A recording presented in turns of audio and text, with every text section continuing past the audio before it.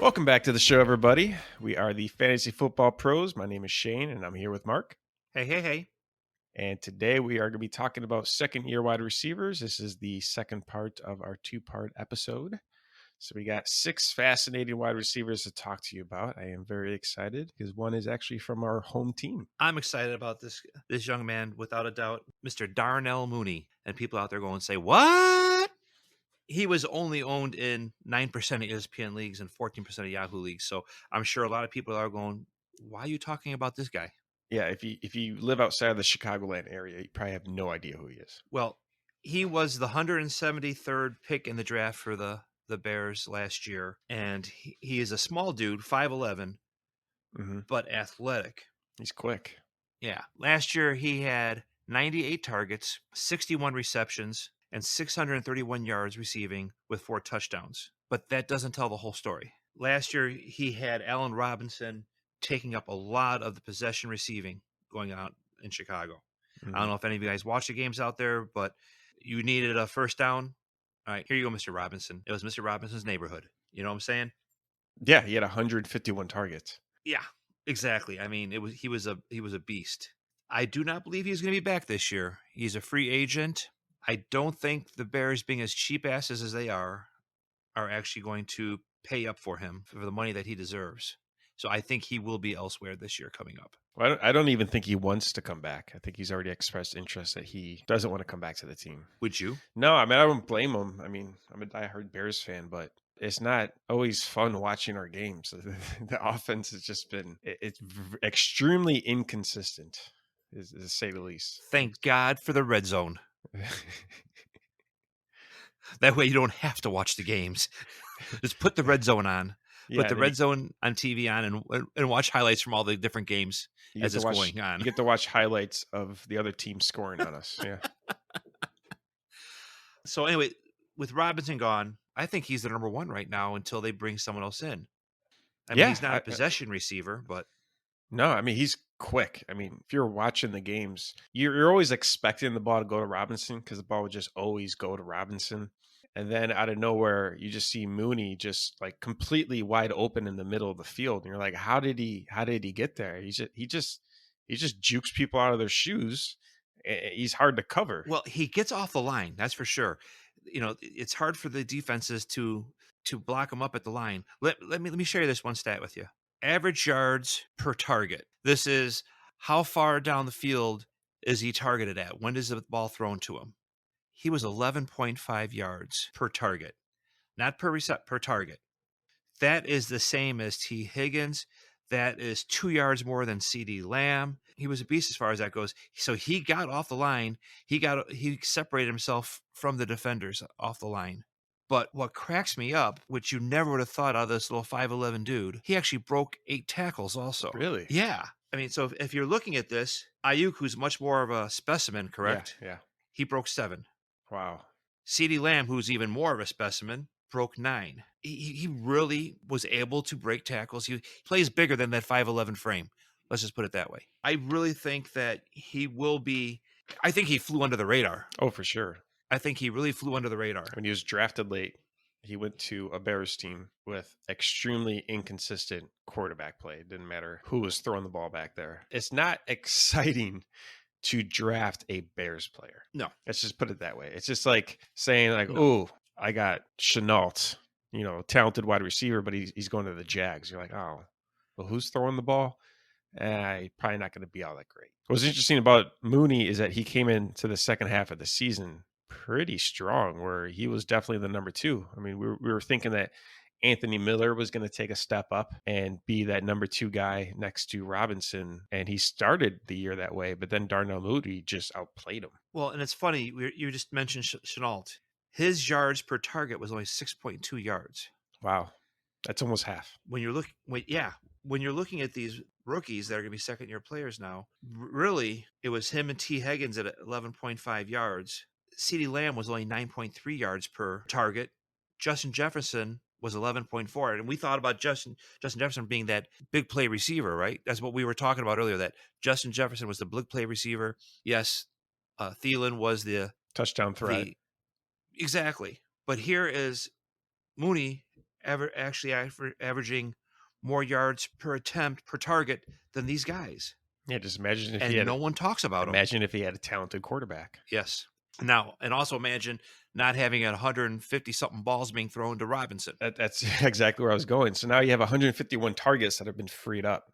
So 68 targets went to David Montgomery, 76 targets went to Anthony Miller, and then there was 120 targets split up between the two tight ends, and then 151 targets to Allen Robinson. Those 151 targets are now up in the air. I don't really see them going towards the tight end position. I mean, they already had 120 targets. So it's safe to assume that those targets are going to be redistributed to other wide receivers. So if Mooney got 98 targets in his rookie campaign, ending off as the number 2 wide receiver, now he's going to be the number 1 wide receiver unless they bring in someone like a Kyle Fuller. And that's the question. Do they address that? Do they address that number 1 wide receiver in free agency? Do they get their a big wide receiver to take the place of Robinson in the draft, where if they don't trade away their first round pick for a washed up quarterback, like they've something stupid They're like they normally threatening do with Wentz right now. It's like 2 first-round Yes. picks. It's like we could just use that first-round pick to draft a quarterback. Yeah, or do they get that playmaking wide receiver in the first round? Do they get an offensive guard in the first round? Who knows what the Bears are thinking? That they're so unpredictable because they do so many stupid things. Yeah, you literally you're a diehard Bears fan as well, aren't you? 55 years. And you go into the draft and you watch the expert mock drafts. You take a look at your team and you're like, all right, these are our needs.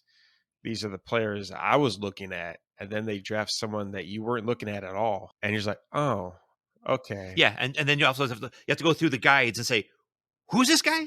What did he do in college? Yeah, like, oh, we're going that direction. What did he do at the combine? Why did we trade up for Mitch Trubinsky when there was Deshaun Watson and Patrick Mahomes there? There had to be a lot of drugs involved. Yeah, let's hope they have that excuse.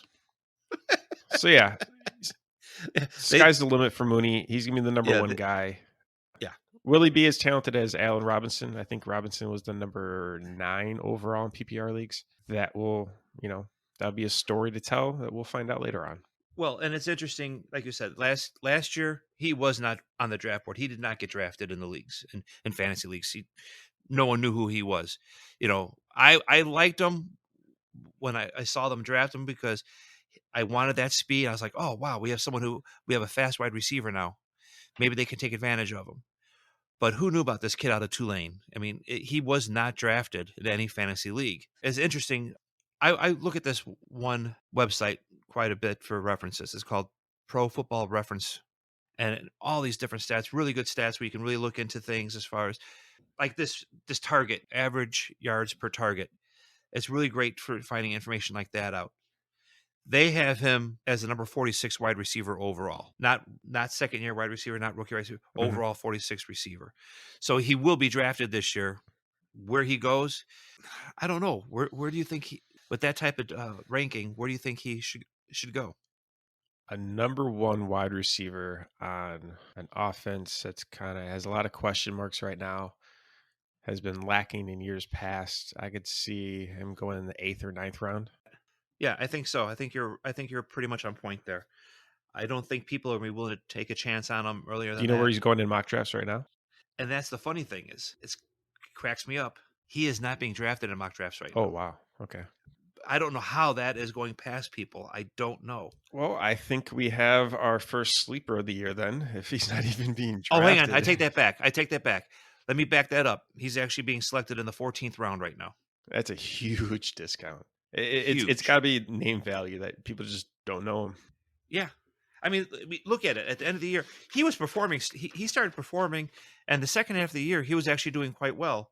And to be only owned in 9 and 14% of the teams in leagues, he really flew under the radar. And he was outshining Allen Robinson towards the end of the year in some of the games too. So that's the thing is, people who, if you're, like I said, if you're not, let's put it this way, the Bears weren't on national TV. They were not the game of the week. That was not the Bears games, okay? So if you were not watching those games, you would not have noticed Mooney getting open downfield, breaking tackles. You wouldn't have noticed that. So huge, discount alert. Attention, Kmart shoppers, we have a blue light special. But that's, that's what we're looking at with this guy is if we're looking here and he's going in the 14th round right now. Okay, so let's say Robinson goes and everybody knows he's gone. Uh-huh. Now is he being selected in the 11th round, 12th round, maybe? But what a discount you can get for a number one receiver. That number will change as as we get closer to the season and people start actually doing the research, because in the 14th round, that's just ridiculous. So what we're telling you guys is watch out for this guy, do your research, look it up, and see what you come up with. I'm coming up with a discount here and a value pick. Next on our list is Chase Claypool of the Pittsburgh Steelers. So Chase had 62 catches on 109 targets for 873 yards and led all rookie receivers with 9 touchdowns. So Chase is really interesting because I think he is a huge red zone threat. I mean, the first game he broke out, he had 3 or 4 touchdowns. And you're just like, whoa, what?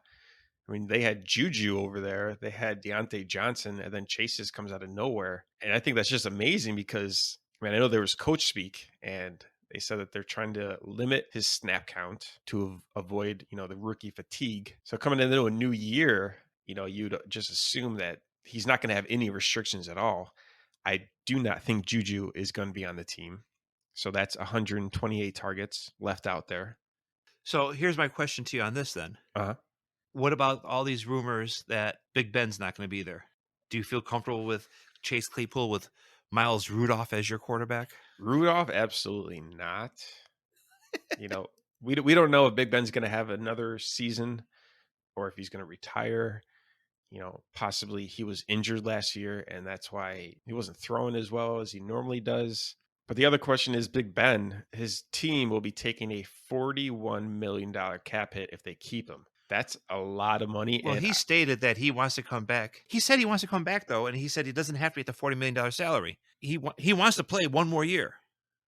If he's willing to do that and do what other players have done to keep their team strong, like what the Patriots have done, and have players sign contracts that are not favorable to the player, but favorable to the team in the hopes of winning a championship. Yeah, I see Big Ben doing that. I mean, he's at the tail end of his career. I don't think he's looking at money. I think he's looking at being a champion and ending on a high note. But do you think Pittsburgh's willing to do that? That's the question. We know that Big Ben is willing to do it, but is Pittsburgh willing to do that? Or they're like, no, it's time to move past this now. It's time to move on. I'm sure they're going to have to weigh their options. I could definitely see them drafting a quarterback in this draft, someone that Big Ben can groom. And I think that's a really good player to have to coach younger quarterbacks is Big Ben. Well, and it's funny because so there's been talk about Big Ben about how he can't throw the deep ball anymore. And that's what, that was one of the knocks on him this year, that he lost his arm. Can I throw this out at you real quick about Chase Claypool? Throw away. He averaged 13.2 yards per target. Wow, that's high. Yeah. There was only, I think, 5 other guys in the league that averaged more than him. And that was with 109 targets. Yeah, that's what I'm saying. All the talk about Big Ben being washed up and talk about how he can't throw the deep ball anymore. This is kind of saying to the contrary. When he was looking at Chase Claypool, he found him downfield. And not only that, but he's throwing the ball. Claypool had 109 targets. James Conner had 43. Ebron had 91. Juju had 128. Deontay Johnson had 144 targets. So it's not like he can't throw the ball. So I think at $41 million, I wouldn't keep him. I wouldn't bring that contract back around. I wouldn't bring him back for that. There's so much you could do with that $41 million. But if he's willing to take a discount, I would bring him back for one more year. And then, like you said, hopefully grooming someone. So I don't think Pittsburgh is willing to bring Big Ben back for $41 million. I don't even know if they're willing to take him as a discount. But in my opinion, I think they should at this point, and then pick someone up in the draft, another quarterback that he can groom. Because who else is going to be throwing the ball? Yeah. If you don't re-sign him. Unless they pull a rabbit out of the hat and pick up one of these quarterbacks that are all rumored to be unhappy here, unhappy there, that's the only thing I could think of. But with Chase Claypool getting 9 touchdowns in his rookie year, his coach saying that they were restricting him because they wanted to avoid fatigue, and now Juju becoming a free agent, leaving 128 targets behind, we know that touchdowns are almost impossible to predict every given year. I mean, you can project targets and yards, but touchdowns is just, do they get in or do they not? I mean, they could be down a yard back and not get the touchdown. So sometimes it's just luck. Mm-hmm. What do you think is his potential for next year touchdown wise? Like, do you see him in double digits, or do you think that the I 9 don't. touchdowns was just, you don't think it's going to come back? I think it was a bit of a fluke. I think you'll probably see. I mean, I think you're going to see 7 touchdowns. I believe you're going to see a little drop off. Personally, I don't think he hits 1,000 yards. I think he still stays in that 800, 900 yard range with 7 touchdowns. That's just my personal opinion. If Big Ben comes back, I think that he will break 1,000 yards. Because, like I said, that's 128 vacant targets. They got to go somewhere. And if he had 873 yards in his rookie year, I could see him breaking 1,000 yards. I agree with you. I think the 7 touchdown is pretty reasonable. I mean, I would like to. I mean, I'm a Notre Dame fan, so I'd like to see him get that 1,000 yards. I'd like to see when any player from Notre Dame does well, to be honest with you. So, hopefully we find out more about this situation in the next few weeks, if Big Ben's coming back or not, if they're going to pay up, not pay up. That'll help clear up a lot of things for a lot of us when we're looking at these projections and how should we do our projections. Yeah. Him and Juju. It's really murky. We need to know where they're going. Right now, Chase Claypool in the mock drafts is going in early 7th round. And the earliest, believe it or not, he's being selected in the late 4th round. Wow. Yeah. That's just someone that they're like, hey, this is my guy. I'm going to grab him no matter what. Maybe it's another Notre Dame fan. You know what I'm saying? but he has gone as early as in the late 4th round. I mean, the 4th round is a stretch. I think the 7th round is even a stretch. There's just a lot of mystery behind the player. Well, the highest he was taken was the 9th, or the lowest, should we say, the 9th round. Okay, I can see that. That's good. The 3rd pick, but yeah, on an average, the average position for him right now is the 7th round, the 2nd pick in the 7th round. So if you can get him, would you take him in the 7th round if you're picking in the 10th pick in the 7th round?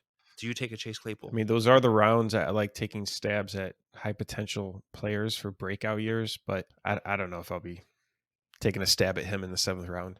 Yeah, because the receivers going around in that same area is Juju, DJ Moore, Deebo Samuel, Brandon Cooks, Robbie Anderson, and T. Higgins. That's where we're looking at in the 7th round right now. Okay. It actually sounds pretty reasonable where he's at then. I don't know about you. I think I would take a DJ Moore over him. Yeah, we have to see who's going to be throwing the ball to him too. Yeah. But, DJ Moore also has Robbie Anderson and Curtis Samuels. And I don't know. I don't know if DJ Moore would get the targets, just being that there's 3 talented wide receivers there compared to Chase, and he's just contending with Deontay Johnson. Okay, well, let's go this route then. 2nd-year players.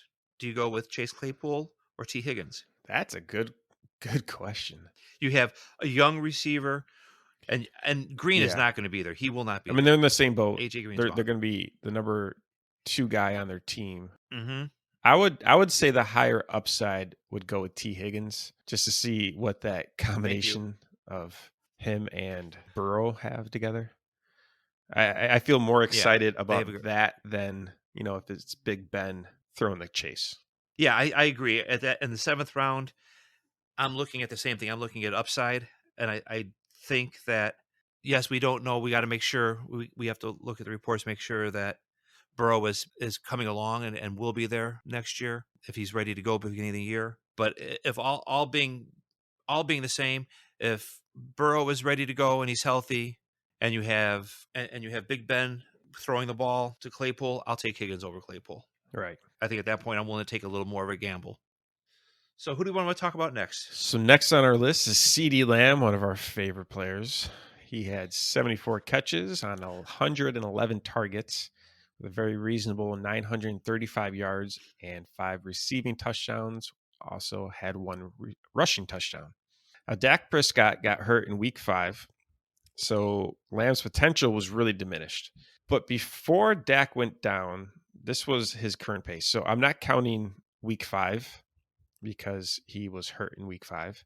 So I'm just counting weeks 1 through 4. If you were to carry that same pace throughout the entire season, just saying if Dak Prescott didn't get hurt, he was on pace for 89 catches on 123 targets for 1,313 yards and 8.5 touchdowns, which sounds a whole lot like Justin Jefferson. So he was on pace to also break the single season rookie wide receiver record. Couple different things I want to differentiate between Justin Jefferson and CeeDee Lamb. Yes, he was on pace for all that. He was getting targets. Couple things. Justin Jefferson averaged 2 yards more per target depth. But here's the big thing. Jefferson, his drop rate was only 1.6%, where CeeDee Lamb was 7.2%. Okay. Can't we say that could be quarterback play? The drop percent? That's not drop percent. That is him in his hands. Oops, I done messed up. Wow. That does say a lot. Yeah. So, I mean, especially if we're talking at this, yes, he put up some really good numbers, but if we're comparing to Justin Jefferson and him, hands down Justin Jefferson. 100 times out of 100 times. If I was in 100 leagues and I had the chance to draft either one of these at the same time, every single time it's going to be Justin Jefferson. If you want to look at passer rating when thrown to him, his passer rating for whoever was throwing the ball to him was 100, whereas Justin Jefferson, whenever the ball was thrown to him, the passer rating was 112.7. Yeah, he had some really good points. Dak was on fire before he got injured.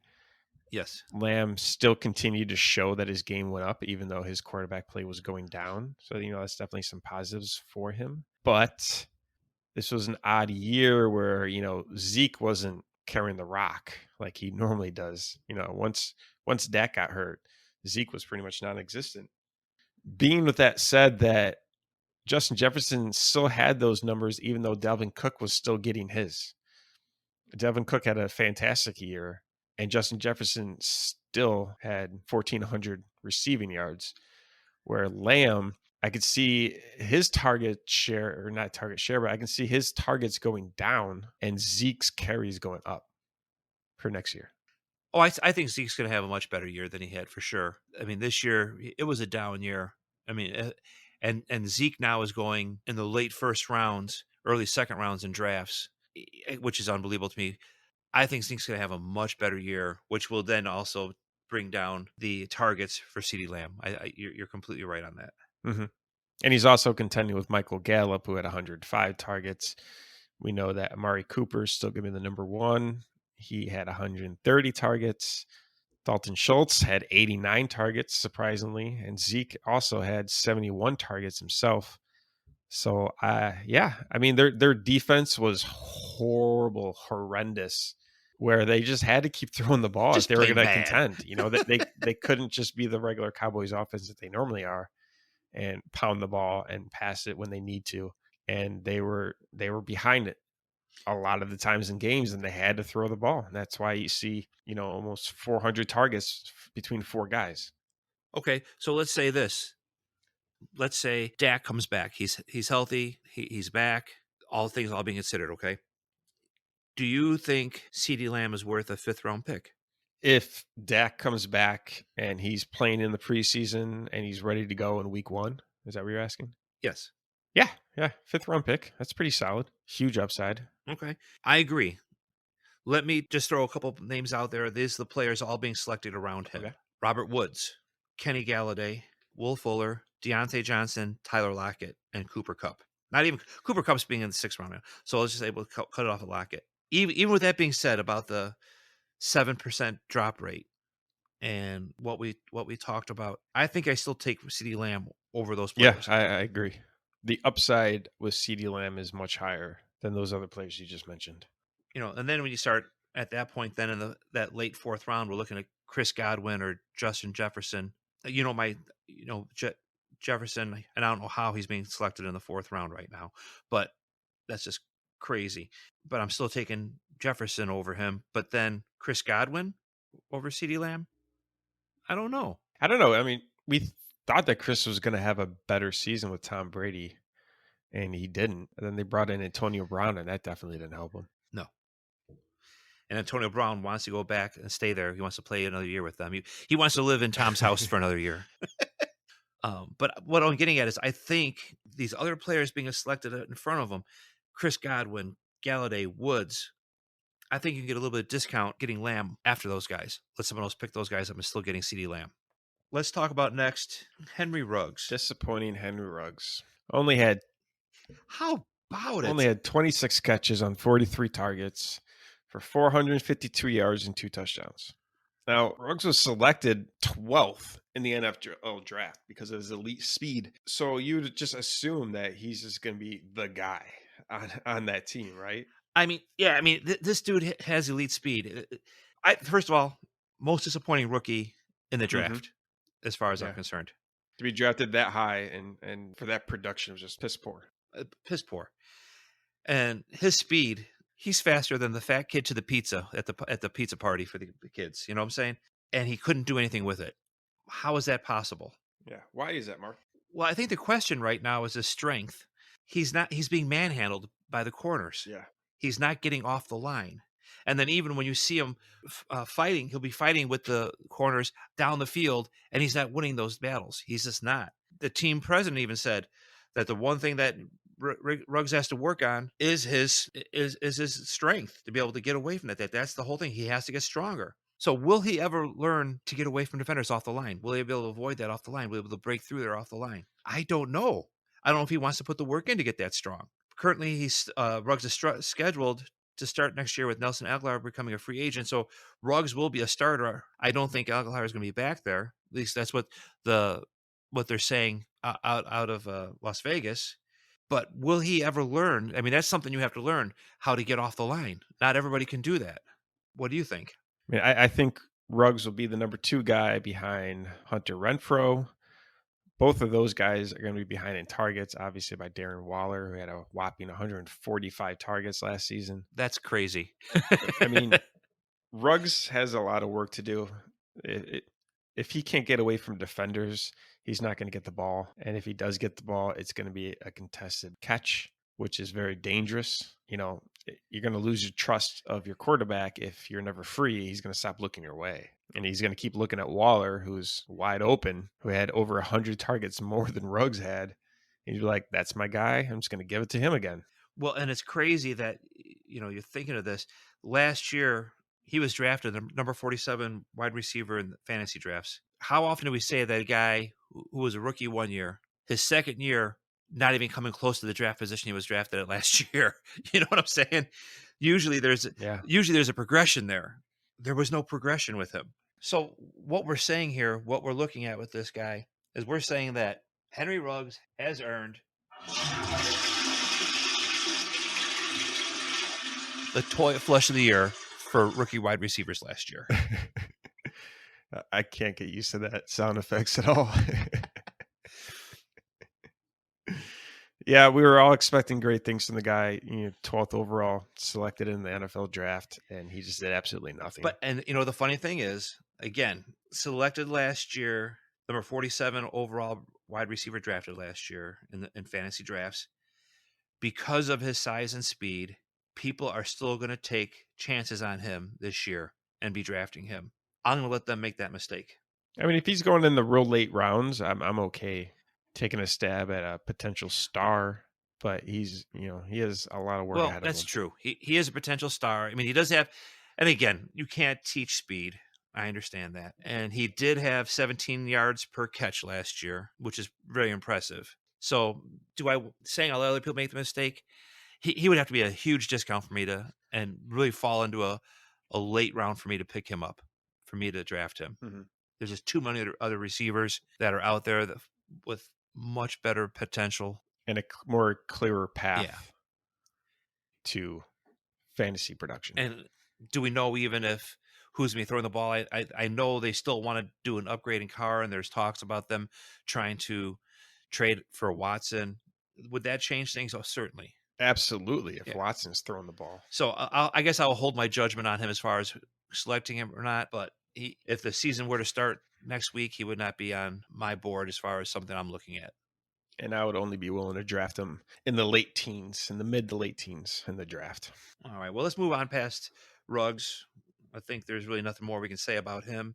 Next on our list is Tyron Johnson, who ended the year with 20 catches on just 26 targets with a pretty decent amount of 398 receiving yards and 3 touchdowns. Obviously, Johnson is a big play receiver and a home run threat to get the ball every single time. Only issue with him is how often will he get the ball?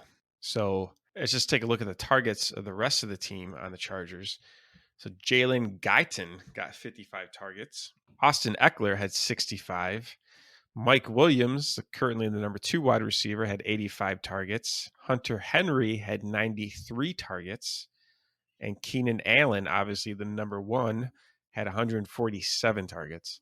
So given the fact that Tyron Johnson is a big play threat, but it Huge looks like play. he probably won't get, and it looks like he probably won't get the workload. So yeah, I think Tyron Johnson is a much better fit for best ball leagues. Yeah, this is a guy you want on that for sure. If you guys don't know what best ball leagues are, you only do the draft. You do not set up your lineup every week. You do the draft, and whoever are the best performers that week are the ones that start. So you want guys that have a very, very high ceiling, and you're not caring as much about their floor. So Tyron Johnson would definitely fit that role perfectly. He will have games where he just dominates the defense, and then he's going to have other games where he's completely non-existent because they got Keenan Allen, they got Hunter Henry, they got Mike Williams, they got Austin Eckler. They have too many options for Tyron Johnson, in my opinion, to be relevant. I don't. Yeah, I want to say that, but there's something about him. I mean, Herbert's got a big arm. He likes throwing the ball downfield. He had last year. This is just staggering. His average target was 20.5 yards. That's. I mean, he was throwing the ball 26 times and had 20 receptions. He didn't have a single drop, not one drop. Then again, he only had 26 targets, but he had no drop. Still impressive. It is. So I got to throw this out because this is just mind-boggling. But the quarterback's rating for Tyron when the ball was thrown to Tyron Johnson was 156.7. Wow. Okay. So he should be getting the ball. Well, that's what I'm saying. With how well Herbert's done, and he knows what he gets done when he gets the ball to this guy. Do you think there's any way that he finds his way into more of a role on this team? Sure, if there's an injury. I mean, there's injuries every year. They're bound to happen. It is football. So if Mike Williams or Keenan Allen or possibly even Hunter Henry get injured for an extended amount of time, Johnson can definitely step in and make a huge impact. So this is the guy we're talking about then that, no, we're not going to draft him. We're not going to look to draft him because there's too many questions there. But if we're in the season and one of these receivers for LA goes down, I could definitely see picking this guy up with the chance that he might explode. Yeah, absolutely. If one of those guys, like I just mentioned, got injured, his value would skyrocket for sure. But and if you're involved in a best ball league, you got to have this guy on your team. Mm-hmm. All right, the last player on our list is the talented Colts wide receiver, Michael Pittman. Now, Michael Pittman, big boy at 6'4", 225 pounds. He had 40 catches on 61 targets. He had 503 yards, but only 1 touchdown. Now, those stats don't sound all that great, but he only started in 8 games. They drafted Michael Pittman to be their number 1 guy of the future. They are sticking with Michael Pittman. T.Y. Hilton is a much, much older wide receiver. He's getting close to retirement. These guys after 30, things aren't moving around as well. They're not as quick. We've seen T.Y. not as quick. He had some good games last year, but that did start to diminish. And it was only like a spurt of like 3 games or through 4 weeks. So Michael Pittman is their future. In my opinion, it really depends on who is going to be throwing the ball to him. That is a question, isn't it? Now, Pittman has really great size, but he also has good hands too. His drop rate was only 1.6%. So when they targeted him and threw him a catchable ball, he caught it. But yeah, he caught 98% of his catches. I mean, any quarterback would love that. With that size, if you throw the ball and throw it where it's catchable, he's going to catch it. With that size, I mean, that's a huge target. And to get 61 targets from a Phillip Rivers, who obviously is known for doing dump off passes. He does not stretch the field with the deep ball. I mean, most of his targets goes to the tight end position or the running back position. Yeah, I mean, his target to Pittman, I mean, and you could tell this was Phillip Rivers, Mr. Noodle Arm, okay, was only 8.4 yards per target. So he wasn't getting the ball downfield to him. It was like, here, go across the line, get to the first down marker, turn around, I'll throw the ball. Yeah. He targeted his 3 tight ends. He had Jack Doyle, Mo Alley-Cox, and Trey Burton 119 times. And then they targeted their running backs. Just do the math real quick. He targeted the running backs 115 times. Is there any other quarterback that we know of that has targeted the running backs and the tight ends over 100 targets? That is Phillip Rivers. That's who he has been for several years now. That's who he is. He is who we thought he is. Okay, Mr. Green. Yeah, I mean, they are who we thought they were, damn it. And we let him off the hook. Exactly. I love that rant he did. That was a great rant. Yeah, as a Bears fan, yeah, it's hilarious. But yeah, so and we don't know who's going to be throwing the ball to him this year. We don't know who's going to be under center for them this year. Do you know? Do you have an idea? Well, we know that they are the top contender right now for Wentz. I hear rumors between the Colts and the Bears kind of fighting over him. I think they're looking for like 3 first-round draft picks for Wentz, which I think we all know is ridiculously way too high. Yeah, and honestly, as a Bears fan, if they give up first-round picks for Wentz, I'm sorry, I don't want 2 discarded, couldn't win the job quarterbacks from Philadelphia on this team. So sorry, don't want it, don't need it. Go ahead. If Colts want them, please take them. Yeah, I'm begging them to take them. I don't even want to give Ryan Pace the opportunity to screw this up. Yeah, no offense to Wentz. He's a great guy and all, but, he's not – I don't think he's going to help the team at all, especially giving his price tag that the Eagles are looking for right now. No, because at that price tag, again, with the first-round picks, you're going to lose yourself a good offensive lineman to protect that quarterback or a playmaking wide receiver. And yeah. I don't want to give that up for Mr. Wentz. So we do hope, being Bear fans, that Wentz does end up the quarterback in Indianapolis. And if that happens, he's got a bigger arm than Rivers. Yeah. So that would only help I think that would only help the receiving game. Mm-hmm. I think Michael Pittman's going to be a name in the NFL for a long time. I think he's got a long future, very talented future. Will he step it up next season? Really depends who they bring in. But he should be the guy on that team, receiving-wise. Obviously, Jonathan Taylor is also on the team. Yeah, and I think you're going to be able to get him in the late 11th round, 12th round type pick. If you want this guy, that's where you're going to find him at. Yeah, and he's got great potential. So I like Michael Pittman. So again, that's another receiver that you can get late in the rounds that has potential. It's not worth if this is your 5th receiver you're picking up, you could do a whole lot worse. And that is all we have time for today, folks. Thank you so much for listening. Again, my name is Shane. I am here with Mark, and we are the Fantasy Football Pros. And we'll talk to you next time. See ya. Later.